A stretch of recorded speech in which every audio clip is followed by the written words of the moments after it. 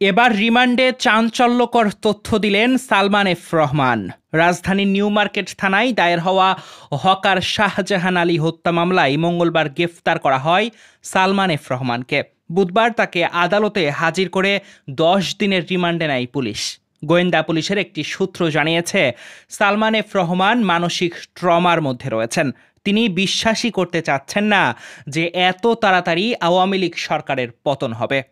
Police সূত্র জানায়, রিমান্ডে হত্যা মামলার পাশাপাশি বিগত সরকারের অপকর্ম ও দুর্নীতি সহ নানা বিষয়ে জিজ্ঞাসাবাদ করা হচ্ছে তাকে। তিনি অজানা অনেক চাঞ্চল্যকর তথ্যও দিয়েছেন।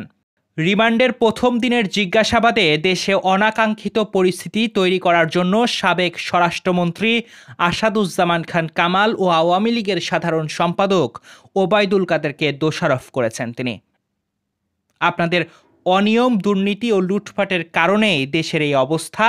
জিজ্ঞাসাবাদে পুলিশের এমন প্রশ্নে নির্বিকার ছিলেন সালমান এফ রহমান। দর্শক, এই ছিল আমাদের কাছে এখনকার মতো সর্বশেষ। পরবর্তী সংবাদ পেতে চোখ রাখুন আমাদের নিউজ টিভি বাংলার ফেসবুক পেজ এবং ইউটিউব চ্যানেলে। এতক্ষণ আমাদের সাথে থাকার জন্য ধন্যবাদ সবাইকে।